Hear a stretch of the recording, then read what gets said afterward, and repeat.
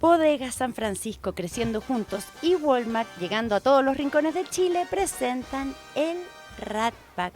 Muy buenos días, Paula Valenzuela. Muy buenos días, Angélica. ¿De qué nos vas a hablar hoy día, Paula? ¿Qué nos traes? Adivinen, el caso Procultura está golpeando a la moneda. ¿Cómo están los ánimos? ¿Hay otro caso? ¿Qué tanta preocupación hay por las filtraciones que implican nada más ni nada menos que al propio presidente de la República? Y lo más importante, ¿cuáles podrían ser los efectos políticos? Que no son pocos. Exacto. Marily Líderes, ya te saludaba la Paula, muy buenos días. Muy buenos costó días. llegar, pero estás aquí. Sí, me costó llegar. Estoy respirando recién. ¿De qué vamos a hablar? De dos nuevos casos de demandas contra el fisco en contratos de obras públicas, un hospital y un bypass en Castro, elevaron ayer las alertas sobre el crecimiento de este tipo de distancia y de litigios contra el Estado de Chile y el impacto que estos tienen hacia el foco de inversor que estamos poniéndole a nuestro país. Oye, yo justo estaba reclamando ayer por el bypass de Castro, así ¿Ves que tú? no me podría venir mejor Sí, tu tema. Pero hoy a las Marily 6:30 Líderes. hay un encuentro clave que yo creo que podría empezar a solucionar los problemas. Eso es una buena noticia, pero empecemos por el caso Procultura que tiene a todo el gobierno y el oficialismo, a toda la política ocupada. Oye, está difícil seguir la pista porque salen todo el rato filtraciones, nueva información, así que vamos a partir desde que estalló más o menos ya totalmente este caso de los últimos días, que fue el viernes, cerca del mediodía, ante 13.cl, el periodista Víctor Rivera de Reportajes Tele 13 publicó una transcripción de una conversación telefónica entre el presidente Boric y su psiquiatra Josefina Juneus tras el intento fallido del fiscal Patricio Cooper por pinchar el celular del mandatario. En esa conversación, que fue en octubre del 2024, ambos abordaron el caso Procultura, por supuesto, porque ya estaba saliendo en la prensa, y por supuesto abordaron el rol del ex esposo de Juneus, Alberto Larraín, cofundador de la fundación, que aparece en esta investigación como el principal imputado. Bueno, esto desató una crisis de la que de verdad todavía no sabemos todos los alcances, porque la información, como les decía al principio, va saliendo de a poco, es parcial, se va Aparecen conociendo cada la vez más prensa. nombres, más Exacto. teléfonos números que estaban pinchados. Bueno, y el oficialismo, por cierto, alega filtraciones ilegales, ¿no? Pero no quiero ir tan rápido porque entre el viernes y hasta hoy han pasado muchas cosas. Bueno, el viernes, cuando nos enteramos de esta conversación, casi en paralelo a que se conociera, el mandatario inició su gira a Asia. Una gira súper importante que primero inició en Japón y ahora está en China. Pero no fue hasta el lunes, su segundo día de gira en Osaka, que el mandatario respondió solo una pregunta de contingencia a los periodistas que viajan en su comitiva. Allí dijo que mantenía vigente el caiga quien caiga, que se debe investigar todo, que a él no le correspondía hablar de ninguna persecución y que sentía absoluta tranquilidad. Bueno, él fue tajante y marcando también una diferencia respecto a lo que el sábado había manifestado a través de una declaración pública a su partido, el Frente Amplio. En ese comunicado, la directiva clarificó que no existe ningún indicio que vincule al partido financieramente con Procultura. Bueno, y ahí la parte polémica que nos ha tenido todos estos días hablando es que el Frente Amplio acusó directamente de espionaje, con esa palabra, al Ministerio Público, porque cuestionaron que el pinchazo al celular de Josefina Juneus no se detuviera una vez que se constató que el número telefónico no era propiedad de Larraín, de su ex esposo. Que si siguieron escuchando esta conversación, pensé que ya no tienen se ni supone calidad que el de argumento era que imputada. era un número a nombre de él. Claro, pero entre medio se constató que no era de él y Ujú. siguieron escuchando estas conversaciones. Bueno, no solo Boric se distanció de la declaración del Frente Amplio, sino también el precandidato presidencial Gonzalo Vinter. En Tolerancia Cero dijo que le parecía mal, de frentón, haber utilizado la palabra espionaje. Ahora, uno revisando qué pasó con esta declaración y si acaso fue un error o no haber puesto ahí que fue un espionaje, la verdad es lo que ahí se plasmó es un parecer bastante mayoritario y generalizado entre la dirigencia del Frente Amplio. Porque, por ejemplo, la bancada de diputados creen que en este momento que se está viendo sobre este caso de Procultura, se está ante una construcción político-comunicacional, porque son filtraciones, dicen, selectivas. Además recalcan que son ilegales. Aunque claro, ojo, entre los diputados también se acopla más bien a la postura de Gonzalo Vinter.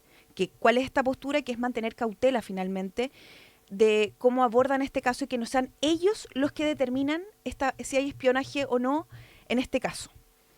Ahora, tampoco es que la bancada de diputados crea que la declaración de la directiva sea un error. Para nada, de hecho. La palabra espionaje fue quizás exagerada, dicen. Quizás Ya. hubiese sido buscar mejor un eufemismo, pero no creen que la declaración no es horror. O sea, no hay una quitada de piso, digamos. Ya, o sea, de todas maneras defiendan el punto de que algo no se hizo Exacto, como bajo o una operación procedimiento. política, en fin.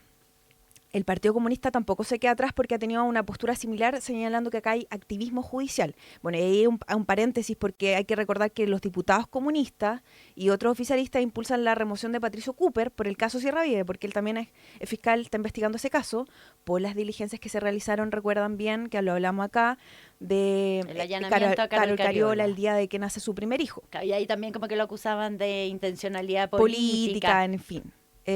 Bueno, ya con estas posturas que les digo sobre la mesa, ayer el Comité Político Ampliado, que se realiza todos los lunes en La Moneda, el tema se tomó el total protagonismo, diría. Hubo otros 2 temas, pero este fue el que más tiempo ocupó.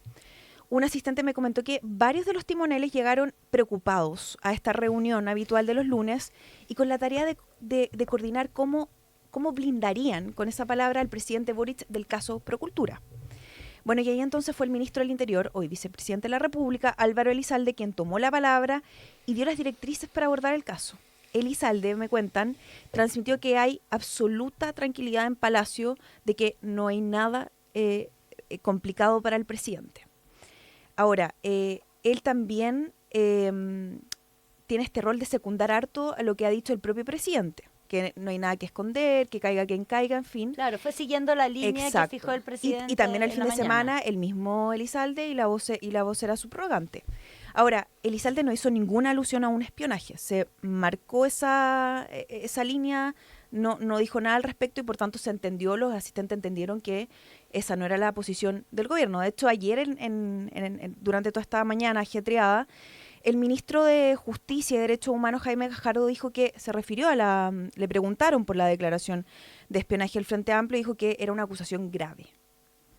Ahora, en el comité político también se produjo algo inusual porque cuando Elizalde está de vicepresidente no suele liderar los comités políticos ampliados y esta vez sí lo hizo. Ya. Al igual que cuando está de vicepresidente, evita entrevistas en medios de comunicación y bueno, este lunes marcó de Y salió nuevo a hablar. esa excepción y habló en Radio DN donde repitió que no hay nada que esconder. En ese sentido, entonces se dice que el ministro Elizalde está tomando el control de una crisis y al menos este lunes buscó ordenar al oficialismo en momentos claves, por supuesto, porque es delicado que una investigación penal tenga como interés al presidente de la República y porque sabemos estamos en un año electoral donde el propio oficialismo dirá su primaria el próximo 29 Y de Paula, junio. porque es bien impactante también ver reproducidas las conversaciones del presidente. Absolutamente. No, O sea, yo tampoco preguntaba estamos también por acostumbrados a eso. eso. Sí, si había liviandad en las conversaciones. Le bajan el perfil. Ya. Como que no creen que sea el foco de toda la magnitud del caso. Y bueno, lo que también preocupa, que se está manejando con especial cuidado, es que este caso no opaque la última cuenta pública del presidente de la República, que es el 1 de junio, ante el Congreso Nacional, que eso es súper importante. Bueno, y la pregunta es que, más allá de que hay un montón de filtraciones, es ¿qué tenía preocupados realmente a los presidentes de partido? ¿Cuál es la preocupación con la que llegan el lunes? Y es que la alerta se prendió sobre todo cuando la tercera contó que el fiscal Cooper tenía la sospecha de estar ante un caso de financiamiento irregular de la política, que ya es primera vez que se dice con todas sus letras, ¿no? ¿Por qué se sospecha de esto? Porque en una de las filtraciones aparece una persona llamada Lucía pidiendo a Alberto Larraín saldar deudas que tenía la fundación, a lo que él le respondió, voy a leer textual: gasté esta plata en la campaña del Boric y no les voy a pagar ni ahora ni nunca. Entonces se entiende ahí que podría haber Y ese era un el argumento. argumento con el que el fiscal Cooper pide la intervención Exacto. del teléfono del presidente. que fue rechazada. Más allá de que ciertamente los presidentes de partido hayan llegado nerviosos al Palacio de la Moneda ayer, intentando un poco medir la temperatura de esta nueva crisis, la mayoría de los dirigentes oficialistas concordaban que nadie está realmente girando en círculos, como se dice, como en otras crisis bien graves que ha vivido este gobierno. La principal razón es que dicen que Cooper no tiene nada, no ven que hay algo penal delicado, todavía al menos. Es más, ven que Larraín se aprovechó de la cercanía con Boric y fue un fanfarrón. No pocos dejan ver que los lazos de Larraín, además con la DC, por su entonces militancia, y porque el caso también salpica al ex DC y ahora gobernador metropolitano, Claudio Rego, pero ahí entraríamos a otro capítulo si nos ponemos a revisar Claro. todo lo que se ha filtrado respecto a ese caso. Bueno, y en el oficialismo también remarcan que hay que enfrentar el caso de manera asertiva comunicacionalmente porque están justamente con esta tesis de que es netamente una jugada política comunicacional y alejarlo lo máximo posible de la moneda. Han repetido en este discurso que los Paula, dineros... ¿en algún sí. momento te dijeron una jugada política comunicacional de quién? ¿Del fiscal? Como, ¿a quién Eh, apuntan o no, Es o que no son se más meten cautas, ahí? Ya. son más cautos en eso, porque claro, no saben, como que ayer Winter hablaba en Tolerancia Cero de un gran filtrador que no sabíamos cuáles eran las intenciones. Entonces, claro, se deja ver que puede ser el Ministerio Público, puede ser Si porque está por ahí el gran filtrador, estoy aquí. el gran filtrador, exacto. Ahora, lo mismo que se acordó ayer en el comité político es repetir en este discurso que los dineros que reciben y gestionan los gobiernos regionales son independientes del gobierno central. Todos dicen porcentajes distintos y anda dando Ahora, y vuelta la como pregunta ese ¿cuánto se va a argumento. lograr premiar ese argumento como a nivel de opinión pública, que hay una diferencia entre los fondos? Regionales, Regionales con el centrales, Ejecutivo, claro. es verdad. Yo creo que comunicacionalmente es bien Difícil. difícil instalar eso Sí. como un argumento exculpatorio o de alguna manera que cambie el eje de la discusión. Sobre todo cuando además aparecen permanentemente como nuevas filtraciones de la carpeta que hablan de distintas personas de gobierno, aparecen Claro. hablando. Claro. Por lo pronto, varios dirigentes han salido a emplazar la posición. La presidenta del Frente Amplio, Constanza Martínez, de hecho, acusó al Partido Republicano, lo hablan en los titulares, de actuar de manera difamatoria luego que el diputado Cristian Araya dijera que actúan como un cartel, el diputado republicano. Lo difícil, sin duda, también es coincidir los dirigentes es cómo el Frente Amplio aborda un caso que los golpea en una de sus principales líneas discursivas, la probidad. Al menos los diputados frente amplistas son bien claros en que si aparecen personas involucradas en algún momento de manera penal, bueno, deberán responder tal como lo está haciendo hoy día, dicen Catalina Pérez, quien a todo esto, en medio de esta crisis, este lunes quedó con arresto domiciliario total, mientras investigan el caso de fraude al fisco en Democracia Viva. Y un elemento que también en el oficialismo le da tranquilidad respecto a que no hay nada en lo penal es que incluso en las filtraciones que hemos conocido el presidente muestra tranquilidad. Por ejemplo, en la conversación con su psiquiatra dice, no sé si esto se esté haciendo grabado la llamada, pero yo siento que no hay nada que esconder. Después, en una conversación que se filtra entre Josefina Juneus y su madre, la psiquiatra le cuenta que el presidente siempre ha dicho que es una buena estrategia decir la verdad.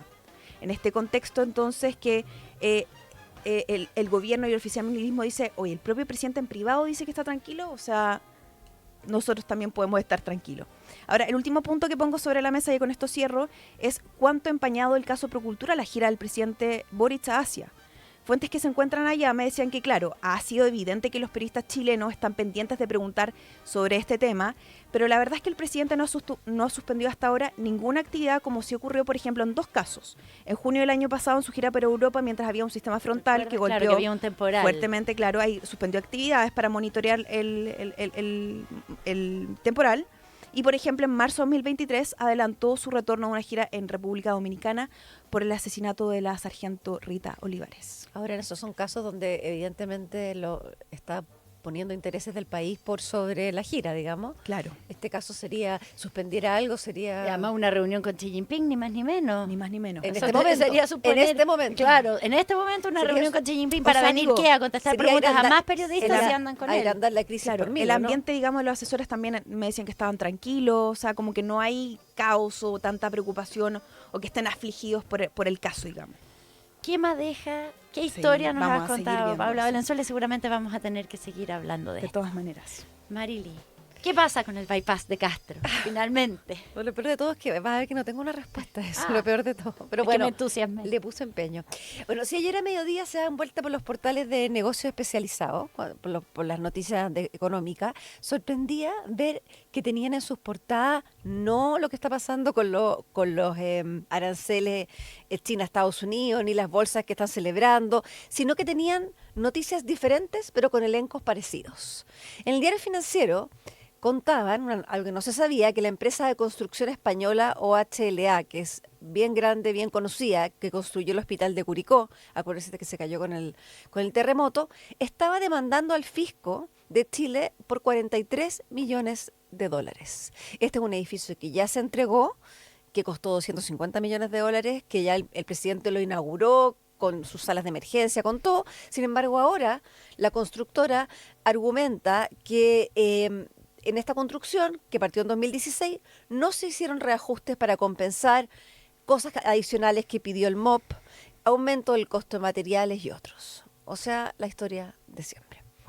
En Pulso, a la misma hora, uno cambiaba hacia la tercera y te encontrabas con que la constructora Claro, Vicuña y Valenzuela demandaba al fisco y exigía una indemnización de 11 millones de dólares, vamos sumándole millones, por el bypass de Castro a Chonchi en Chiloé.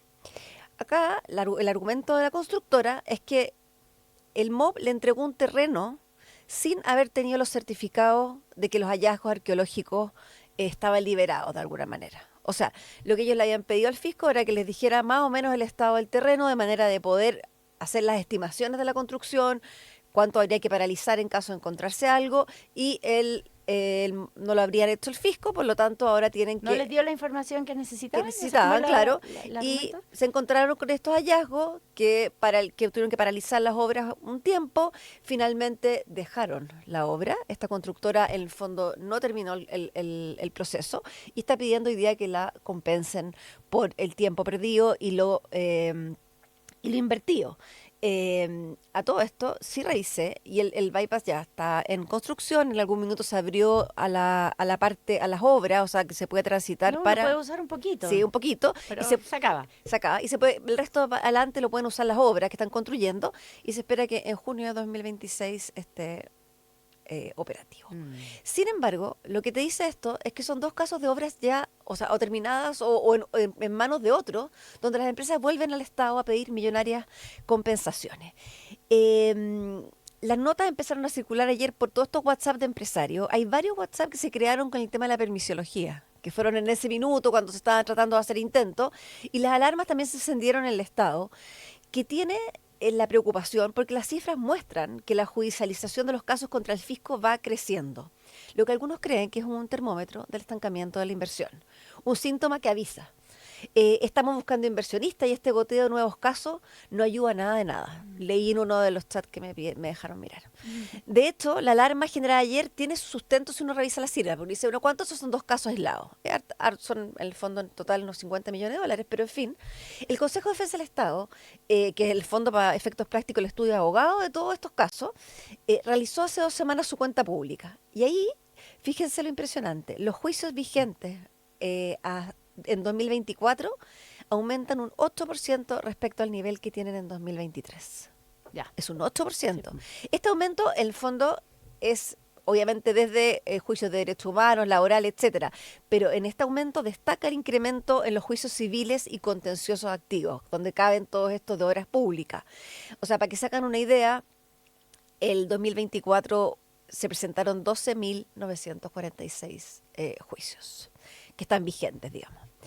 Y cuando estamos... 12.000 juicios. No todos son por este tipo de casos. No Todos todos son... incluye todos los juicios todos los contra el juicios, Estado. Ya, claro. perfecto. de esta área, digamos.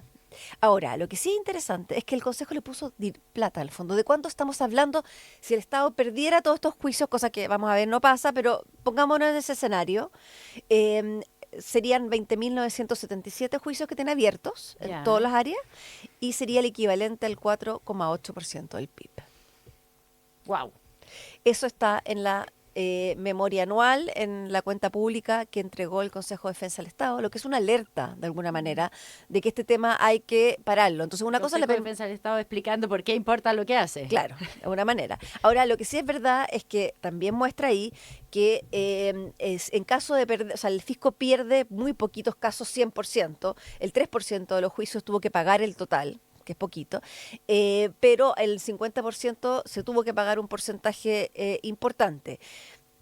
Por ejemplo, en 2024 se jugaron 721 millones que había que, digamos, que perder o ganar, y tuvo que pagar 120 millones de dólares de esto. Ahora, si consideramos que el hospital de Curicó que estamos hablando cuesta 3 veces eso, uno dice, bueno, realmente algo estamos haciendo, algo está pasando, y el Consejo de Defensa del Estado, igual que el MOP y con todas las personas que hablé, dicen esto es un tema que hay que pararlo antes de que llegue a judicializarse, porque una vez que está ahí ya tiene costos en todos los ambientes posibles, no solamente en pagar.